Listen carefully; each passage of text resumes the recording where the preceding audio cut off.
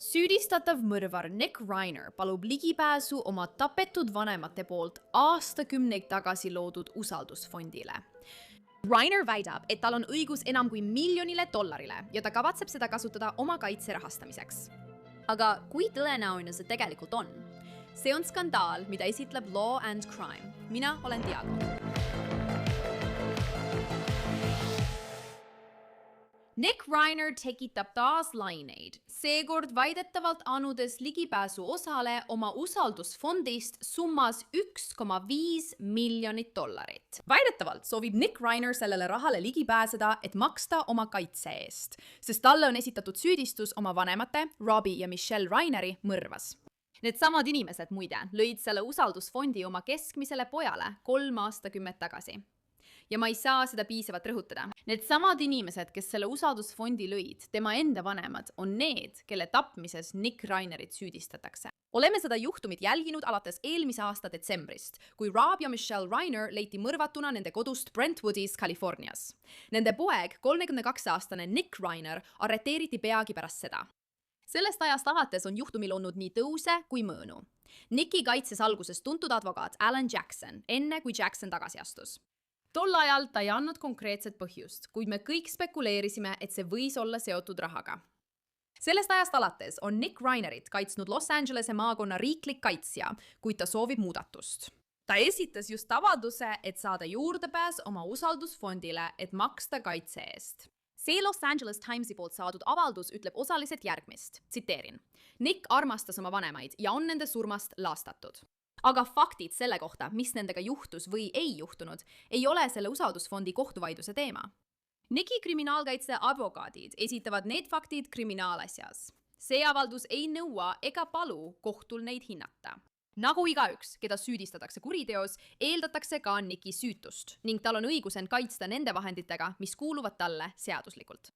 Nicki tsiviiladvokaatide sõnul loodi see usaldusfond enam kui 30 aastat tagasi.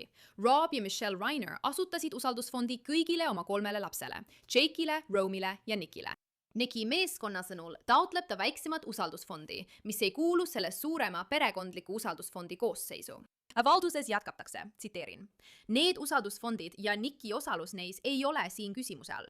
Nicki usaldusfondi tingimused ei ole keerulised ja nende üle ei saa mõistlikult vaielda.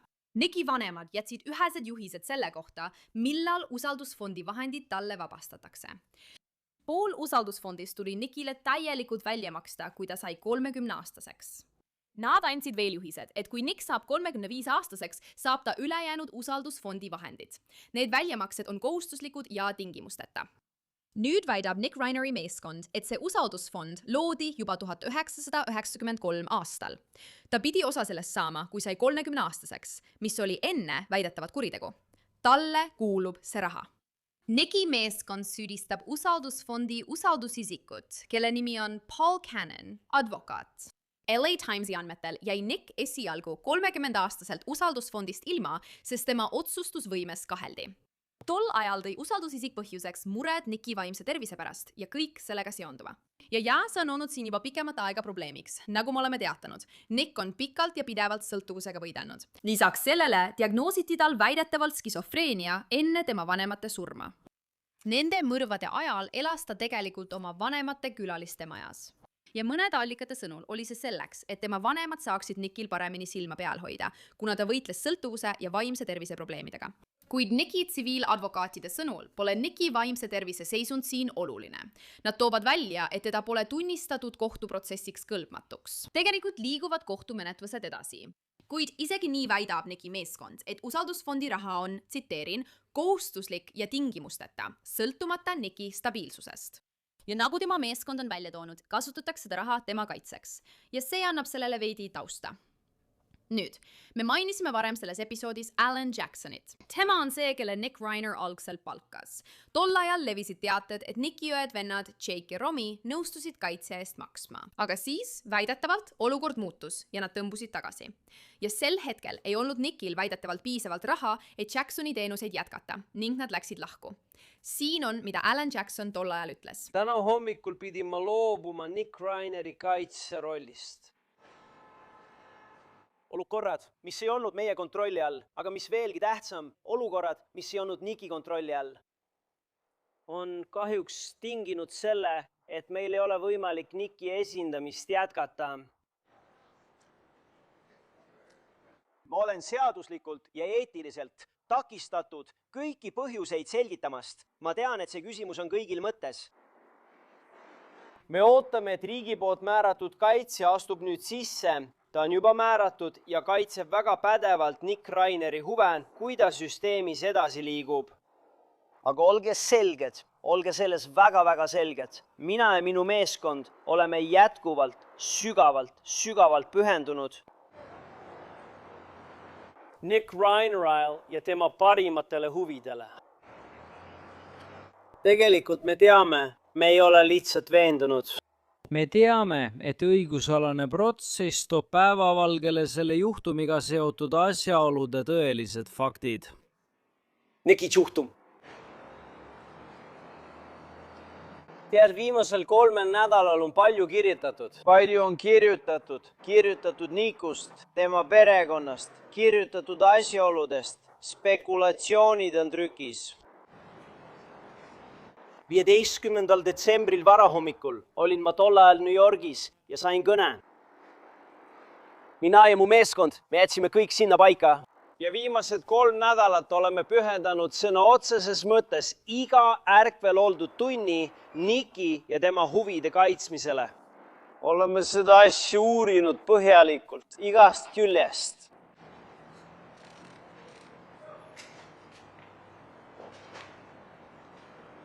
Mida oleme teada saanud? Ja seda võite täiesti kindlalt uskuda. Vastavalt selle osariigi seadustele, vastavalt California seadustele, ei ole Nick Rainer süüdi mõrvas. Trükkige see välja. Trükkige see välja. Soovime talle edaspidiseks kõike paremat. Ja see on kõik, mis mul täna on.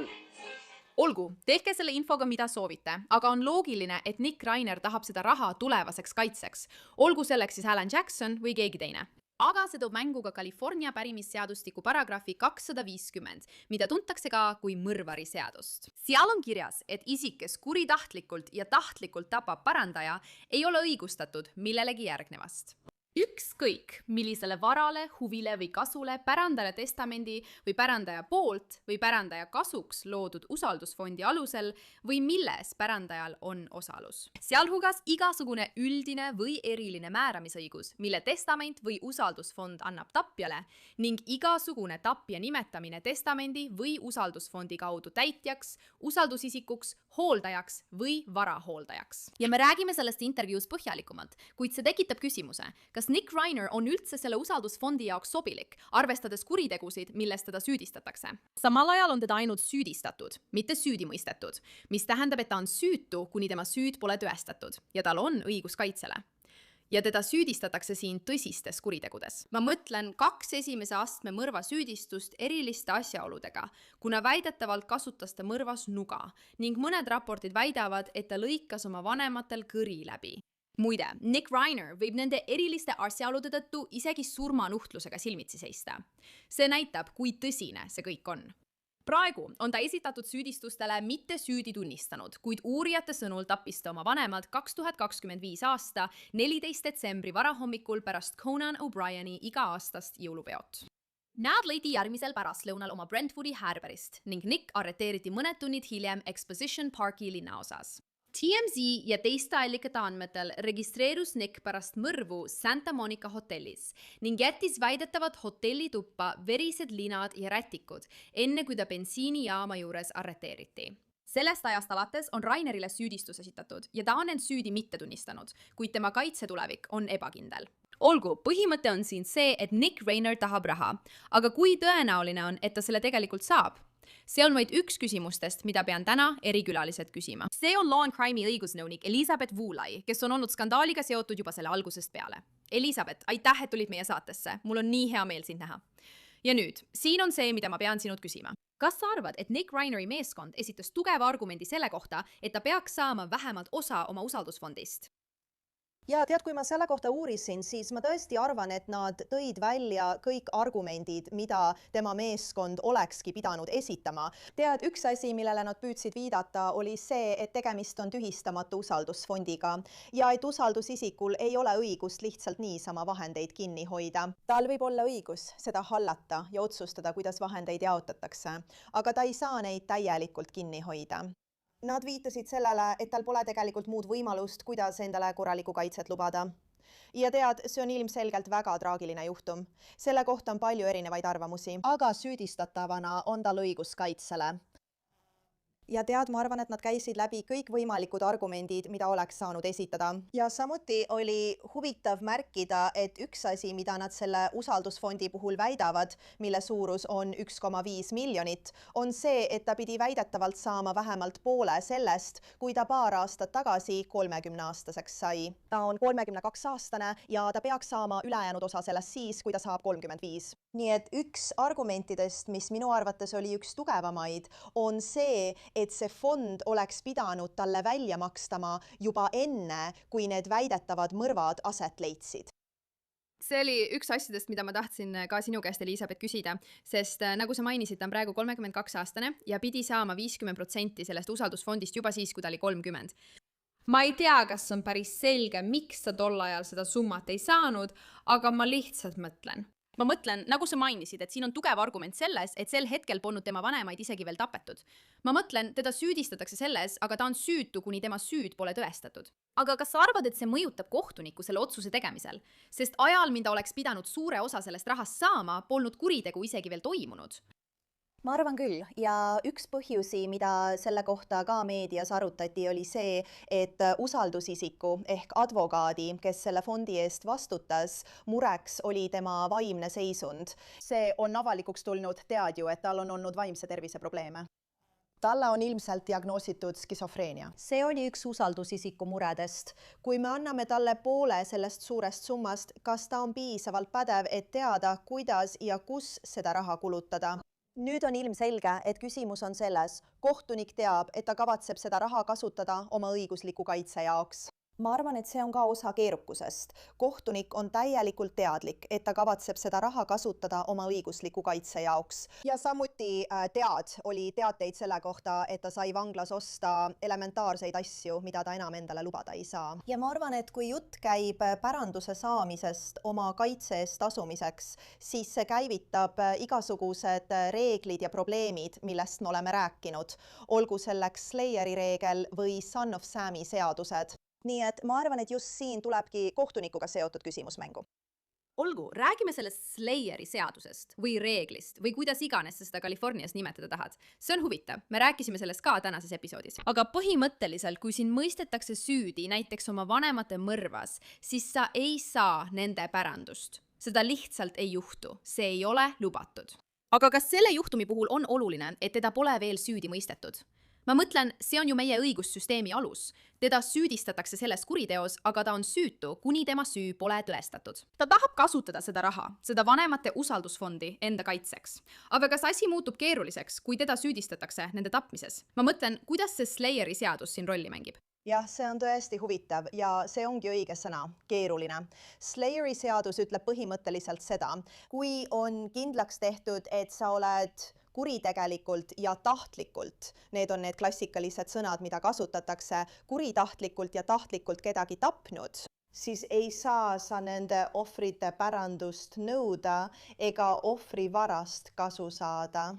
Nii et ilmselgelt siin rakenduks see siis, kui tõestatakse, et ta tappis oma vanemat tahtlikult, siis oleks täiesti mõistlik, et tal takistatakse päranduse saamist. Probleem on selles, et pole veel kindlaks tehtud, kas ta on seda teinud. Sageli rakendub see tapjaseadus siis, kui on olemas süüdimõistev kohtuotsus. Nii et kui keegi on pärast kohtuprotsessi kriminaalkohtus süüdi mõistetud väljaspool mõistlikku kahtlust või huvitaval kombel võib selle otsuse teha ka pärimiskohus, ja see on natuke madalam tõendamisstandard, see on tõendite ülekaal. Nii et pärimiskohus võib otsustada, kas keegi tappis kellegi kuritahtlikult või tahtlikult. Ja minu uurimistöös selgus, mis oli väga huvitav, et isegi kui keegi kriminaalkohtus õigeks mõistetakse, on pärimiskohtul siiski õigus see otsus teha. nii et siin on olukord natuke keeruline, sest nad ei saa tegelikult otsustada, kas ta saab pärandi enne, kui ta on süüdi või süütu tunnistatud. Aga sageli võivad pärimiskohtud selle otsuse teha enne kriminaalprotsessi. Nad lihtsalt kõhklevad seda sageli tegemast, sest ei taha kriminaalasja menetlusse sekkuda. Nii et ajastuse mõttes on see tõesti huvitav. Wow. On nii huvitav, et sind võidakse näiteks õigeks mõista, aga pärimiskohus võib ikkagi otsustada, et ei, sa ei saa seda. Ja ilmselt taandubki kõik ajastusele, eks? Sest avaduses ütleb tema meeskond, Nick Reineri meeskond, et aeg on ülioluline. Me peame kaitsestrateegia üles ehitama. Meil on selleks raha vaja. Sa ütlesid, et pärimiskohus on mõnikord ettevaatlik, et sellistes asjades enne tähtaega otsust langetada. Kas sa arvad, et neil oleks surve peal, et sellega edasi liikuda, et Nick Reineri meeskond saaks raha kasutada? Mis sa sellest õigest arvad? Võimalik, et nad saavad. Ma arvan, et pärimiskohtult või kohtunikult tuleb tugev seisukoht, sest teda on süüdistatud oma vanemate tapmises. Ja taas peamine põhjus, miks ta tahab sellele fondile ligi pääseda, on see, et maksta oma kaitse eest. Ma tõesti arvan, et kõige tugevam argument, nagu mainitud, on see, et tal oli õigus poolele sellest juba enne nende tegude toimepanemist. Nii et ma arvan, et kui üldse midagi, siis võib-olla näeme otsust, et okei, tal võib olla õigus esimesele poolele rahast, sest usaldusfondis oli kirjas, et tal oli sellele õigus, kui ta sai 30, enne kui need mõrvad aset leidsid. Nii et ma kujutan ette, et see võib juhtuda. Ma võiksin ka ette kujutada, et kohtunik otsustab praegu kõik varad lihtsalt külmutada. See on siiski natuke keeruline, sest ta on ikkagi süüdistatav, tal on õigus kaitsele. Praegu on tal riigi poolt määratud kaitsja, mis on muidugi tasuta. Aga ma arvan, et tal on võimalik esitada mõningaid argumente selle kohta, et tal on õigus kaitsele. Ta soovib, et tal oleks raha, et palgata endale enda valitud advokaat. Ja kuna osa sellest rahast oli saadaval juba enne nende mõrvade toimepanemist, siis tema meeskond püüab väita, et tal peaks olema sellele õigus. Nii et ma arvan, et tõenäoliselt näeme, et ta saab võib-olla poole sellest esialgsest summast või otsustab kohtunik lihtsalt varad külmutada ja ta jätkab riigi poolt määratud kaitsja abil. Aga seadused kaitsevad tõesti süüdistatavaid ja nende õigusi palgata kaitsja ning saada kaitset. Nii et ma arvan, et näeme ka seda, et kohtunik ei taha riskida, et tema otsus tühistatakse või et leitakse, et ta jättis ta ilma põhiseaduslikust õigusest kaitsele. Ma arvan, et see on ideaalne üleminek Alan Jacksoni teemani. Sest kui keegi on seda juhtumit jälginud, siis teate, et algselt esindas Nick Reinerit Alan Jackson, keda muidugi kõik Law ja Crime Court TV fännid teavad. Ta esindas Kevin Spacey'd ja nagu teate, on ta kõigist süüdistustest õigeks mõistetud. Ta esindas Karen Reedy siin Massachusettsis. Ka tema on süüdistustest õigeks mõistetud. Nii et Alan Jacks on tõesti raskekaalane igasuguses kaitsemeeskonnas. Nick Reiner saab ta endale advokaadiks. Okei, suurepärane, kõik on hästi, kuni tundub, et tal ei ole raha, et Alan Jacksoni tasu maksta ja nüüd on tal riigi poolt määratud kaitsja. Oletame siis, et ta saab selle raha. Kas sa arvad, et kellegi nagu Alan Jackson olemasolu võiks tema kaitsele tõesti kasuks tulla? Jah, ma arvan küll. Tead, Alan Jacks on väga tuntud advokaat. Ta pidi sellest juhtumist üsna varakult taanduma ja põhjused olid tol ajal ebaselged. Nüüd, kui rohkem infot on avalikuks tulnud, arvavad paljud inimesed, et põhjuseks oli see, et Nick Reiner ei saanud endale tema teenuseid lubada.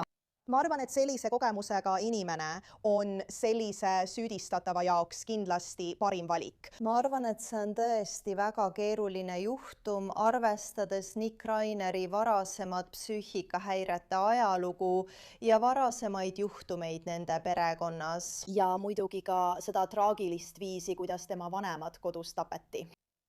Nii et ma arvan, et seni on palju fakte ja tõendeid, mis näivad olevat Nick Reineri vastu. Nii et kui sul on võimalik saada endale advokaat nagu Alan Jackson, kellel on selline ajalugu, kus ta on suutnud süüdistatavaid õigeks mõista ja kellel on selline kogemuste pagas, siis just sellist inimest ongi vaja sellises juhtumis, kus faktid on nii õõvastavad. Lisaks on tegemist tema vanematega ja kogu selle juhtumi avalik arvamus. Ma mõtlen, et mõrva puhul on alati tugev avalik arvamus ja reaktsioon. Aga kui see puudutab pereliikmeid, siis see on midagi, mida me siin Long Crime'is kogu aeg kajastame. aga eriti siis, kui last süüdistatakse oma vanemate tapmises, on avalik arvamus minu arvates veelgi tugevam. Ma arvan kindlasti, et see on keegi, keda ta tahab enda poolele saada. Ja ma olen kindel, et tema riigi poolt määratud kaitsja on tõesti pädev. Teate, Californias ja üle kogu riigi on suurepäraseid riigi poolt määratud kaitsjaid. Aga et sul oleks võimalik palgata endale ise valitud advokaat ja erapalkaline jurist, kellel on selline kogemuste pagas, siis ma arvan, et on arusaadav, miks nad seda püüavad saavutada. Ma mõtlen, nagu sa välja tõid, on tema vastu esitatud faktid tõesti karmid. Ja jällegi, praegu on enamik meie teadaolevast infost pärit prokuratuurilt või uurijatelt, kes töötavad koos prokuratuuriga.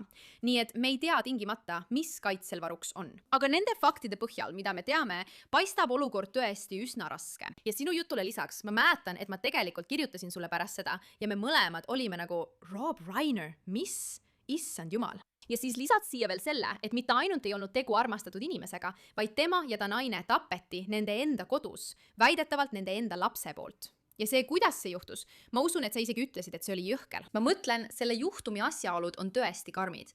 Ma saan aru, miks ta tahab endale tippadvokaati, kes teda aitaks. Ja see viibki mind järgmise küsimuseni. See on natuke teemast kõrvale, millest me rääkisime, aga ma pean siiski küsima, millist kaitset võiks Nick Reiner üldse kasutada? Ma mõtlen, sa mainisid tema vaimse tervise probleeme minevikus. See oli midagi, mida usaldusisik väidetavalt kasutas põhjendusena, kui ta oli 30-aastane, et talle tol ajal raha mitte anda. Mida sa arvad, millise kaitse nad tooksid? Kas see võiks olla vaimse tervisega seotud olukord? Mis sa arvad? Ja, see on hea küsimus. Ma arvan, et kui ta oleks otsustanud end süüdi tunnistada, siis nad kindlasti viitaksid tema vaimsele tervisele. Tead, me oleme näinud erinevaid juhtumeid, kus süüdistatav tunnistab end süüdi, aga siis kasutab hullumeelsuse kaitset või ütleb, et ta ei olnud selge mõistusega või taotlevad mõrva asemel süüdimõistmist tapmises, mille eest karistus on palju lühem. Nii et ma arvan, et see võiks olla võimalik. Aga kuna ta tunnistab end süütuks, siis ma arvan, et palju sõltub sellest, mida oleme näinud paljudes kriminaalasjades, kus advokaadid ütlevad, kus on tõendid. Teate küll, kus on video, näiteks kodukaamera, mis näitab, et ta seda tegi. Millised teised tunnistajad olid kodus? Teate küll, millised DNA tõendid seovad teda kuriteoga? Teate küll, ma arvan, et me näeme paljudes juhtumites, näiteks OJ puhul, kes on ilmselge näide, kelle juurde me alati tagasi pöördume, kuidas paljud inimesed seovad väidetava süüdistatava ja toimunud sündmused omavahel. Ja paljud tõendid tunduvad inimestele justkui iseenesestmõistetavad, aga siis on kaitseadvokaadi ülesanne öelda, et siin on tõendites lüngad. Ja sa ei saa tegelikult kindlalt öelda, kas ta oli sel ajal seal, kes olid tunnistajad või mida DNA tõendid täpselt ütlevad. Nii et ma arvan, et kui ta muudab oma väidet ja tunnistab end süüdi, siis nad ilmselt püüavad rõhuda vaimse tervise aspektile. Aga kui ta jääb süütuse tunnistamise juurde, siis ma arvan, et kaitsjad hakkavad püüdma kõigis esitatud tõendites auke leida. Ja me nägime seda natuke ka tema usaldusfondile ligipääsu taotluses. Tead, üks argumentidest, mida nad püüavad esitada, on see, et kohtunik ei ole teda ebapädevaks kuulutanud. Tead, ei ole olnud ühtegi otsust, olgu see siis vandekohtu või kohtuniku poolt tema vaimse tervise kohta. Nii et tundub, et nad püüavad vaimse tervisega seotud küsimusi praegu nii kaua kui võimalik kõrvale lükata. Olgu, Elisabeth, ma arvan, et sul on sellest täiesti õigus, sest alguses ma arvasin, et vaimne tervis, see ongi see, millele nad teavad toetuma. Aga tuginedes dokumentidele ja kõigele, mida me hiljuti näinud oleme, ma ei tea, kas see ongi see tee, mida nad kavatsesid valida. Ja ma arvan, et üks asi, millest me selle juhtumi alguses rääkisime, on õed-vennad. Sest me peame meeles pidama, et Nick Reinerit, keda süüdistatakse oma vanemate tapmises, tal on veel 2 õde-venda, vend ja õde. Ning vend on sellel teemal avalikult sõna võtnud. Õde leidis väidetavalt oma vanemad. See on lihtsalt üldiselt traagiline olukord.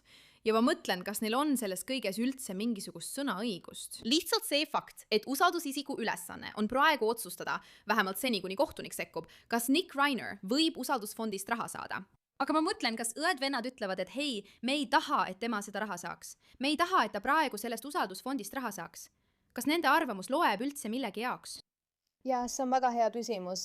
Ma ei usu, et see eriti midagi loeb. Väidetavalt on nii, et vanemad tegid igale lapsele eraldi usaldusfondi.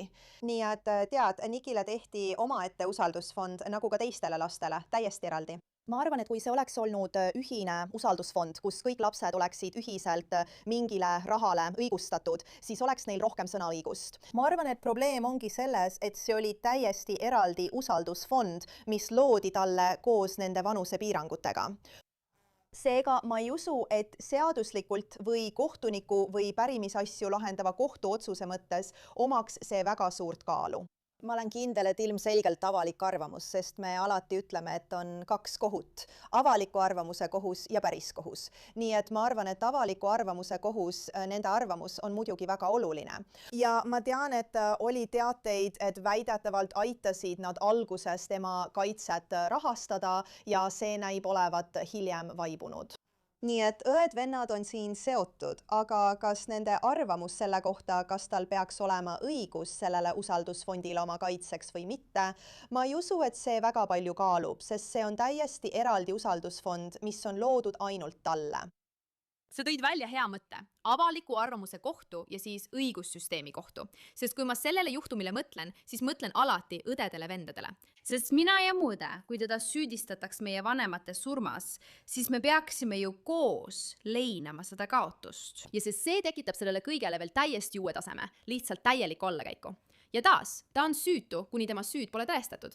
Teda on lihtsalt nende kuritegude eest süüdistatud. Aga ma olen kindel, et psühholoogiliselt mõjutab see õdesid vendi väga palju ja see viibki mu järgmise küsimuseni.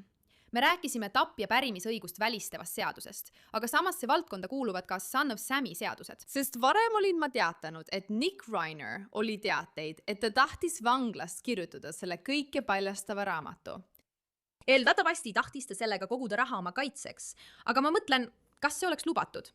Sest Son of Sam'i seaduste järgi ei tohi sa kuriteost, mille eest oled süüdi mõistetud, kasu saada, kuid teda pole veel süüdi mõistetud. Niisiis, mida sa saad mulle Son of Sam'i seaduste kohta rääkida? Jah, see on väga hea küsimus ja see tuleb siin Long Crime'is tihti üles, eks? Sest me kajastame palju selliseid juhtumeid. Ja tead, kui süüdistatavad osalevad, olgu see siis filmi tootmine või näiteks dokuseriaal või raamat, siis tulevadki Son of Sam'i seadused mängu. Umbes 40 osariigis üle Ameerika on Son of Sam'i seadused ja põhimõtteliselt need ongi, kuigi need erinevad osariigiti, aga see on kas keeld, mis takistab süüdistatavatel osalemast või siis täielikult juhtimast. Raamatute, filmide, dokumentaalsarjade kirjutamine oma elu põhjal, eriti aga kuriteo kohta, mille eest nad on süüdi mõistetud. Californias on see väga huvitav, sest 2002. aastal tühistati Son of Sam'i seadused, kuna need olid liiga laialivalguvad. Nii et nüüd ilmselt on selles osariigis juba mõnda aega nii, et süüdistatavatel ei ole täielikult keelatud kirjutada raamatuid või filme või muid sellega seotud asju oma kuritegude põhjal. Aga on laiendatud seda, kuidas ohvri perekonnaliikmed saavad kohtusse kaevata. Nii et Californias on ohvrite peredel 10 aastat aega alates sellest, kui süüdistatav on tingimisi vabastatud, et nad saaksid kohtusse kaevata ja osa neist tuludest tagasi nõuda. Nii et tead, süüdistatav võib kirjutada raamatu või töötada filmi kallal või mis iganes projektiga Californias, kuid nende õigus sellest saadud kasumit endale jätta on väga piiratud. Ja peredele antakse pikk ajaperiood, et proovida seda tulu tagasi nõuda. Nii et tema võiks seda proovida, tead, ta võiks seda teha. Paljud süüdistatavad, keda on nende või sarnaste kuritegude eest süüdistatud, teevad seda tõesti. Ja eriti siin ma arvan, et see on üsna tõenäoline, sest see puudutab Hollywoodi inimesi. Sellise juhtumi puhul on avalikkuse tähelepanu väga suur, nii et ma ei oleks üllatunud, kui midagi sellist juhtuks, kuid tema võimalus sellest kasumit teenida oleks väga piiratud. Ja ma olen kindel, et õed-vennad võivad selle suhtes tugevaid tundeid tunda, ka teised pereliikmed tunneksid selle suhtes tugevalt.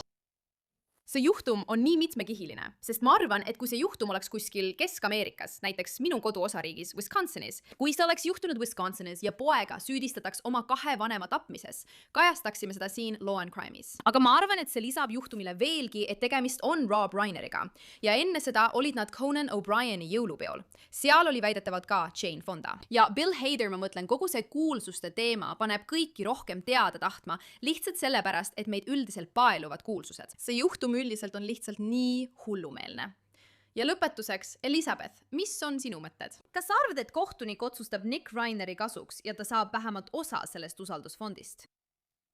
ma arvan, et on suur tõenäosus, et ta võib saada, kohtunik võib otsustada, et tal on õigus vähemalt poolele sellest, sest see käivitati enne nende sündmuste asetleidmist. Nii et ma võiksin ette kujutada, et kohtunik ütleb, et sul on õigus sellele esialgsele poolele, sest ülejäänud pooli ei peaks ta saama enne, kui ta on 35-aastane ja tema advokaadid väidavad, et see on tühistamatu usaldusfond. Usaldusisikul ei tohiks olla täielikku otsustusõigust selle üle, kas vahendeid tuleks välja maksta või mitte. Nii et ma võiksin ette kujutada, et kohtunik ütleb, et sul on õigus selle fondi esimesele poolele või paneb sellele täieliku keelu peale ja laseb tal jätkata riigi määratud kaitsjaga.